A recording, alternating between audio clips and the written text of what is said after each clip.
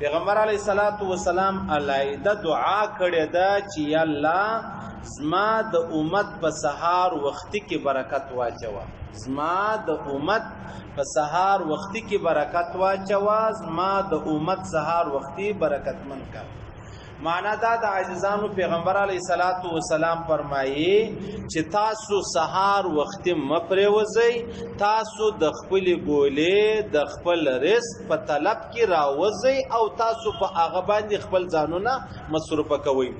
پیغمبر علیه الصلاۃ والسلام چې بکله په خپل په یو جهاد کې د مجاهدینو سره تللی یا به پیغمبر علیه الصلاۃ والسلام یو لشکر لیږي، پیغمبر علیه الصلاۃ والسلام به په سحار وختي کې دغه مجاهدین چې دی هغه ولېږل.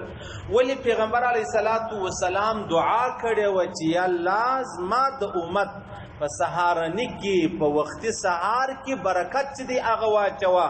اوسم خبره دا د عاجزانو چې کم څوک سحار وختي د خپل روزي د خپل ګولې طلب کوي او هغه ته الله تر هغه خلکو ډیره ګوله ورکوي چې کم خلک غرمه راپورته کیږي، کم خلک ماپښین راپورته کیږي. ولې هغه وجه دا د عاجزانو پیغمبر علیه الصلاۃ والسلام فرمایي دا د برکت ټیم دی.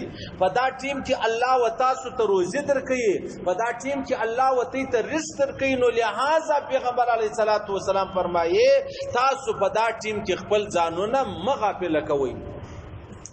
تاسو اندازه ولګوئ عزیزانو، و چمن خو مرسته ته ډیر نږدې دی او په چمن کې دا ټیم غرمه انسانان بيدیږي، سحار په دې کې خوب چې دی هغه نسته. تقریبا اوس کدا د کراچي خلک د بار خلک سره غلي هغه دغه ترتیب جوړ کړي کني دی په دې کې دا خوب چې دی هغه نسته.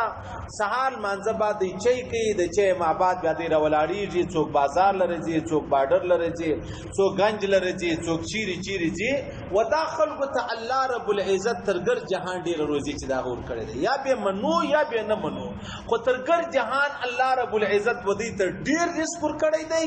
هغه و بنیادی وجه دا د عاجزانو پیغمبر علیه الصلاۃ والسلام دعا کړې ده چې یا الله زما د امت په سحار وختي کې برکت واچوه، یا الله د سحار وختي زما د امت لپاره برکتمن کا، یا الله زما د امت لپاره په دغه وخت کې برکت چې دی هغه کښېږده. نو لہذا پیغمبر علیه الصلاۃ والسلام دعا دا کوله اللهم بارک لامتی فی بکورها، یا الله زما د امت په سحار کې په وختي کې برکت چې دی هغه واچوه، برکت منه کا. دا و هغه چاته ورمعلومیږي چې کم څوک سحار وختي په خپل کارو که غواړئ ځان د مهمو اسلامي معلوماتو څخه خبر کړئ، د الحاج مولوي نورالدین اغا په نوم فیسبوک پاڼه خوښه او له نورو سره یې شریکه کړئ.